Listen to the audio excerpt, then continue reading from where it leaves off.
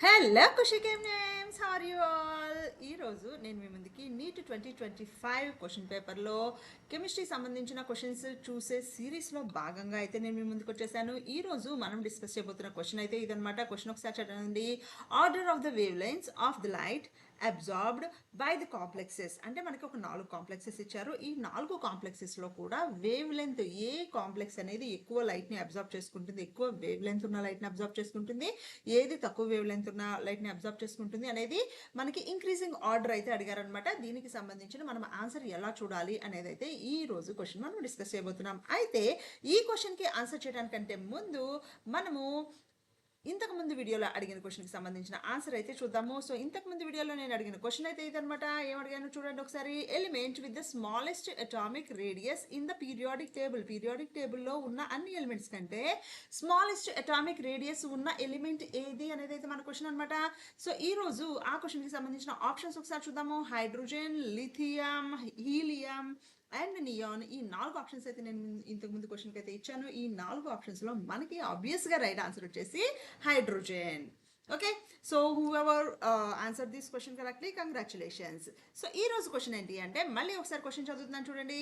The correct order of the wavelength absorbed by the following complex. Following కాంప్లెక్స్లో ఈ 4 కాంప్లెక్సెస్కి సంబంధించి ఏది ఎక్కువ ఎనర్జీని అబ్జార్బ్ చేసుకుంటున్నాయి, ఇంక్రీజింగ్ ఆర్డర్లో అయితే రాయమన్నారనమాట. సో దానికి సంబంధించిన ఆన్సర్ అయితే మనం ఇప్పుడు చేయబోతున్నాము. సో ఈ ఆన్సర్ ఏంటి అంటే, ఆర్డర్ ఏంటి అంటే, ఒకసారి సిఏడిబి అనే ఆర్డర్ వచ్చారు. ఒకటి అంటే బి ఇంక్రీజింగ్ ఆర్డర్ ఎలా ఉంటుంది, డిక్రీజింగ్ ఆర్డర్ ఎలా ఉంటుంది అనేది అయితే మనకు అక్కడ అనమాట. సో మనము ఇది క్వశ్చన్ అర్థం చేసుకోవాలి అంటే మనకి ఈ క్వశ్చన్కి సంబంధించిన ఒక చిన్న కాన్సెప్ట్ అయితే తెలియాలి. నేను ఆ కాన్సెప్ట్ని మీకోసం ఇక్కడ ఎక్స్ప్లెయిన్ చేయడానికి ట్రై చేస్తున్నాను చూడండి. మనకి ఈ స్ప్లిటింగ్ లైట్ అబ్జార్బ్డ్ అనేది మనకి స్ప్లిటింగ్ ఎనర్జీ మీద డిపెండ్ అయి ఉంటుంది అనమాట. అయితే ఈ స్ప్లిటింగ్ ఎనర్జీ అంటే ఏంటి అంటే, మనకి ఎలక్ట్రానిక్ కాన్ఫిగరేషన్ రాసినప్పుడు డి ఆర్బిటాల్లో మనకి 5 ఎలక్ట్రాన్స్ ఉంటాయి. మనకి ఎప్పుడైతే మనకి లైగాండ్స్ ఎప్పుడైతే ఒక సెంట్రల్ మెటల్ ఆటమ్కి ఎలక్ట్రాన్స్ని డొనేట్ చేయడానికి వస్తాయో అప్పుడు మనకి ఈ డీజెనరేటివ్ ఆర్బిటాల్స్ అంటే ఒకటే ఎనర్జీ ఉన్న ఈ డి ఆర్బిటాల్స్ అనేవి T2G గాను ఈజీ గాను మనకి ఇది T2G అంటాము, ఇది జనరల్గా ఈజీ అంటాము. ఇది ఆక్టాహెడ్రస్ కాంప్లెక్స్లో, టెట్రాహెడ్రల్ కాంప్లెక్స్లో డిఫరెంట్గా ఉంటుంది. దాని గురించి కూడా మాట్లాడదాము. సో ఎప్పుడైతే మనం T2G అన్నామో T2Gలో మనకి 3 లైక్ ఒకటే సేమ్ ఎనర్జీ ఉన్న ఆర్బిటాల్స్ గాను, అలాగే ఈజీలో 2 సేమ్ ఎనర్జీ ఉన్న ఆర్బిటాల్స్ గాను ఇలా సెపరేట్ అవుతాయి అనమాట. సో దీన్ని మనం స్ప్లిట్టింగ్ అంటాము. అలాగే ఈ రెండింటి మధ్య ఏదైతే ఎనర్జీ డిఫరెన్స్ ఉంటుందో దీన్ని స్ప్లిట్టింగ్ ఎనర్జీ అంటాం అనమాట. దీన్ని స్ప్లిటింగ్ ఎనర్జీ అంటాము. ఎప్పుడైతే ఈ ఎనర్జీ ఎక్కువ ఉంటుందో వేవ్ లెంత్ అనేది తక్కువ ఉంటుంది. Energy is always inversely proportional to wave length. So మనకి క్వశ్చన్ ఇచ్చింది వేవ్ లెంత్ గురించి కాబట్టి రివర్స్ ఆర్డర్ ఆఫ్ ద ఎనర్జీని మనం తీసుకోవాల్సి ఉంటుంది అనమాట. అంటే ఏది ఎక్కువ స్ప్లిటింగ్ ఉంటుందో దానికి తక్కువ వేవ్ లెంత్ ఉంటుంది. అది ఒకటి గుర్తుపెట్టుకోవాలి మనం. ఓకేనా. సో ఇది దేనికి నేను చెప్తున్నాను కదా, ఇది ఆక్టోహెడ్రల్ కాంప్లెక్స్. సో ఇచ్చిన కాంప్లెక్సెస్లో ఆక్టాహెడ్రల్ కాంప్లెక్సెస్ ఏమున్నాయి ఒకసారి కనుక మనం చూస్తే, ఆప్షన్ నెంబర్ ఏ ఉంది కదా, ఆప్షన్ నెంబర్ ఏ అనేది 6 లైగెండ్స్ ఉన్నాయి. కోబాల్ట్ ఉంది ఆబ్వియస్గా. కోబాల్ట్ ఆక్సిడేషన్ స్టేట్ వచ్చేసి +6 ఉంది. సో ఈ కోబాల్ట్ ఆక్సిడేషన్ స్టేట్ +3 ఉంది. 6 అనేవి మనకి లైగెండ్స్ ఉన్నాయి కాబట్టి ఇది మనకి ఆక్టాహెడ్రల్ కాంప్లెక్స్. అలాగే ఆప్షన్ బిలో కూడా కోబాల్ట్ ఆక్సిడేషన్ స్టేట్ అనేది మనకి +3 ఆక్సిడేషన్ స్టేట్ ఉంది. మీరు క్యాలిక్యులేట్ చేయొచ్చు ఆక్సిడేషన్ స్టేట్ని. సిఎన్ అనేది 6 ఉన్నాయి కాబట్టి ఇది కూడా ఆక్టాహెడ్రల్ కాంప్లెక్స్. కానీ ఆప్షన్ సి వచ్చేసేటప్పటికి మనకి కాపర్ ఆక్సిడేషన్ స్టేట్ వచ్చేసి +2 ఉంది. అలాగే మనకి 4 లైగాండ్స్ ఓన్లీ 4 ఉన్నాయి. ఈ 4 లైగాండ్స్ ఉండటం వల్ల ఇది మనకి రెండిటి పాసిబిలిటీస్ ఉన్నాయి. అంటే మనకు ఇది టెట్రాహెడ్రల్ కాంప్లెక్స్ అయి ఉండొచ్చు ఆర్ స్క్వేర్ ప్లేనార్ కాంప్లెక్స్ అయి ఉండొచ్చు. సో ఇది ఏ కాంప్లెక్స్ అనేది ఒకసారి మనం చెక్ చేద్దాము. మళ్ళీ ఆప్షన్ డి ఒకసారి చూద్దాము. టైటానియం ఒక ఆక్సిడేషన్ స్టేట్ వచ్చేసి మనకి ఆబ్వియస్గా +3 ఉంది అండ్ 6 లైగెండ్స్ ఉన్నాయి కాబట్టి ఇది ఆబ్వియస్గా ఆక్టాహెడ్రల్. అంటే మనకి 3 ఆక్టాహెడ్రల్ కాంప్లెక్సెస్ ఉన్నాయి. 3 ఆక్టాహెడ్రల్ కాంప్లెక్సెస్కి సంబంధించిన సెంట్రల్ మెటల్ ఆటమ్కి ఆక్సిడేషన్ స్టేట్ +3నే ఉంది. అంటే ఆక్సిడేషన్ స్టేట్ +3నే ఉంది ఆక్టాహెడ్రల్ కాంప్లెక్సెస్. అయితే ఆప్షన్ సిలో మనకి టెట్రాహెడ్రలా స్క్వేర్ ప్లేనారా అని చూసినప్పుడు కాపర్కి సంబంధించి ఆక్సిడేషన్ స్టేట్ మనకి ఎంత వచ్చింది, కాపర్కి సంబంధించిన ఆక్సిడేషన్ స్టేట్ 2+ వచ్చింది. అంటే మనకి డి కాన్ఫిగరేషన్లో D9 ఎలక్ట్రాన్స్ అయితే ఉంటాయి. ఎప్పుడైతే D9 ఎలక్ట్రాన్స్ ఉంటాయో మనకి డి ఆర్బిటాల్లో పేరప్ అవడానికి పాసిబిలిటీ అనేది లేదు. ఎలక్ట్రాన్స్ పేరప్ అనేది జరగదు.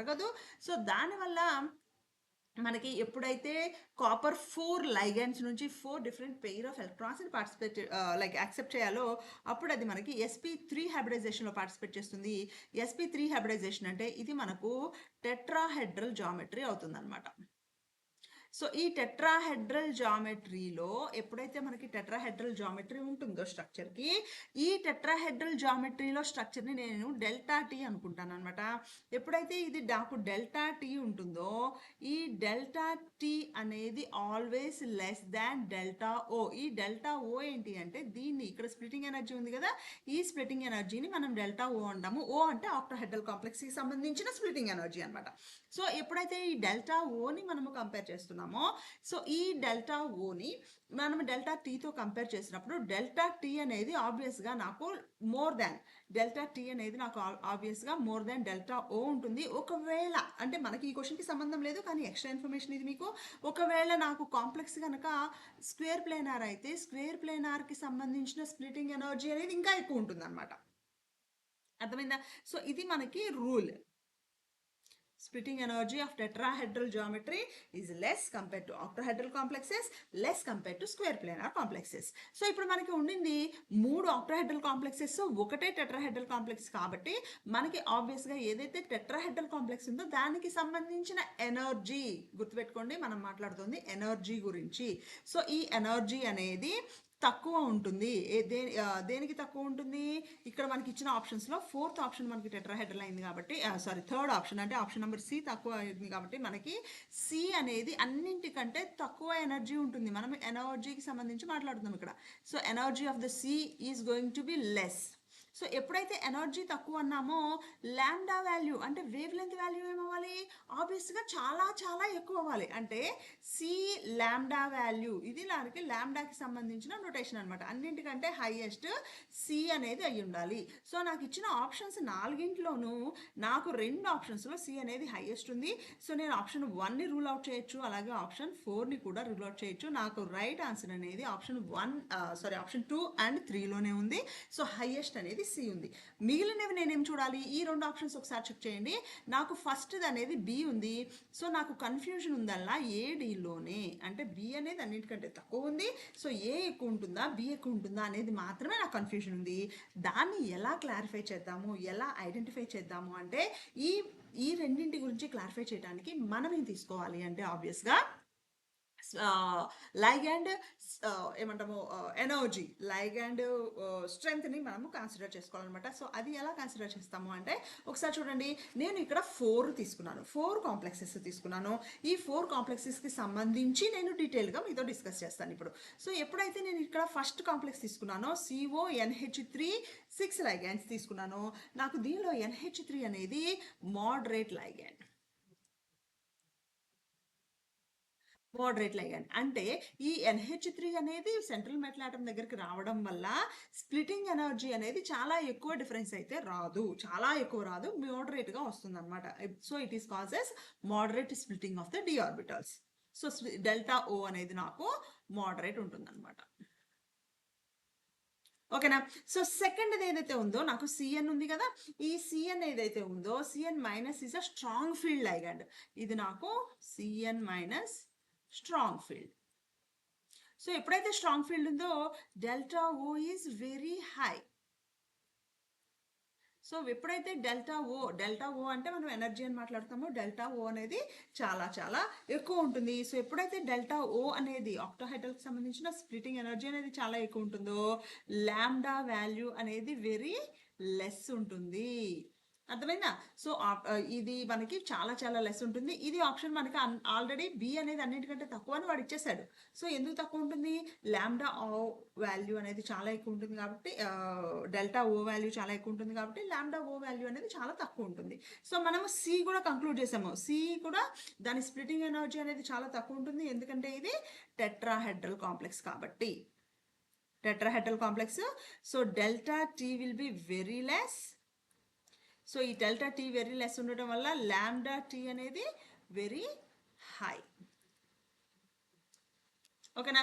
సో మనకి బిసి వచ్చేసింది. ఇప్పుడు మనం ఓన్లీ కంపేర్ చేయాల్సింది NH3లోను అలాగే టైటానియం H2O కాంప్లెక్స్లోను ట్రై చేయాలన్నమాట. సో ఇప్పుడు టైటానియం H2O కాంప్లెక్స్ ఎప్పుడైతే చూసామో H2O అనేది వీక్ లైగండ్. సో ఎప్పుడైతే H2O అనేది వీక్ లైగండ్ అయిందో, సో నాకు టైటానియంకి సంబంధించిన లాంబ్డా ఓ ఏదైతే ఉందో, అంటే ఈ H2O అనేది వీక్ లైగండ్ ఎప్పుడైతే అయిందో, లాంబ్డా నాట్ అనేది చాలా లెస్ ఉంటుంది, అంటే లాంబ్డా ఓ అనేది నాకు హై ఉంటుంది. ఓకేనా? సో దీనివల్ల అలాగే ఈ కంపారిజన్ అనేది తీసుకుంటాం వల్ల వేవ్ లెన్స్ కనుక కంపేర్ చేస్తే మనం కంపేర్ చేసింది ఇవి ఇది మోడరేట్ ఉంది, ఇది వీక్ ఉంది, అవునా? ఇది లెస్ స్ప్లిట్టింగ్ ఉంది, ఇది మోడరేట్ స్ప్లిట్టింగ్ ఉంది. సో దేనికి ఉంటుంది? లాంబ్డా నాట్ వాల్యూ దీనికి ఎక్కువ ఉంటుంది అనమాట. సో నాకు మళ్ళీ ఒకసారి ఆప్షన్స్ చూడండి. ఈ ఆప్షన్స్లో మనకి ఆబ్వియస్గా రైట్ ఆన్సర్ ఏమవుతుంది అంటే ఇది అవుతుంది అనమాట. అర్థమైందా? సో BADC ఇది మనకు రైట్ ఆన్సర్ అవుతుంది. ఈ ఎక్స్ప్లెనేషన్ నేను మీకు చాలా క్లియర్గా అర్థమైంది అనుకుంటున్నాను. అర్థమైతే తప్పకుండా లైక్ చేయండి, షేర్ చేయండి. అలాగే ఇటువంటి interesting, informative, detailed, explained videos కోసం మన ఖుషికెమ్ ఛానల్ అయితే సబ్స్క్రైబ్ చేయండి. బిఫోర్ కంక్లూడింగ్ దిస్ వీడియో, ఈరోజు నేను అడగబోతున్న క్వశ్చన్ ఏంటి అంటే, what is dry ice? Dry ice అంటే ఏంటి అనేది అయితే క్వశ్చన్ అనమాట. చాలా ఈజీ క్వశ్చన్. అలాగే దీన్ని డ్రై ఐస్ ఎందుకు అంటాము అనేది కూడా నెక్స్ట్ వీడియోలో నేను మీకోసం అయితే చెప్తాను. సో ఈ రోజు ఈ క్వశ్చన్కి సంబంధించిన ఆప్షన్స్ నేను మీకు ఇస్తుంది solid water and solid CO2 and third one వచ్చేసి సాల్ట్, ఫోర్త్ వన్ వచ్చేసి జెల్ ప్యాక్స్. అంటే మనము పెయిన్ కిల్లర్స్ కోసం పెయిన్ ఏదైనా స్వెల్లింగ్ అలా వచ్చినప్పుడు జెల్ ప్యాక్స్ పెట్టుకుంటాం కదా, అది అనేది నేనైతే మీకు ఇస్తున్న ఆప్షన్స్ అనమాట. మీకు సంబంధించిన ఈ క్వశ్చన్కి సంబంధించి మీరు ఏదైతే రైట్ ఆన్సర్ అనుకుంటున్నారో అదైతే తప్పకుండా నా కామెంట్ సెక్షన్లో తెలియజేయండి. దీనికి సంబంధించిన ఆన్సర్ అండ్ డీటెయిల్ ఎక్స్ప్లెనేషన్ నేను నెక్స్ట్ వీడియోలో అయితే మీకోసం ఇస్తాను. ఇప్పటివరకు వీడియో చూసారంటే మీకు తప్పకుండా ఈ వీడియో నచ్చింది అనుకుంటున్నాను. నచ్చితే తప్పకుండా లైక్ చేయండి. ఎవరైతే కెమిస్ట్రీ ఆస్పిరెంట్స్ ఉన్నారో, నీట్ ఆస్పిరెంట్స్ ఉన్నారో వాళ్ళందరికీ మనకి ఛానల్ అయితే సబ్స్క్రైబ్ చేసుకోమని చెప్పండి, షేర్ చేయండి. మీరు కనుక ఫస్ట్ టైం మన ఛానల్ చూస్తుంటే తప్పకుండా సబ్స్క్రైబ్ చేసుకోండి. And don't forget to hit the bell icon. I'll see you with another amazing video. See you till then. Bye.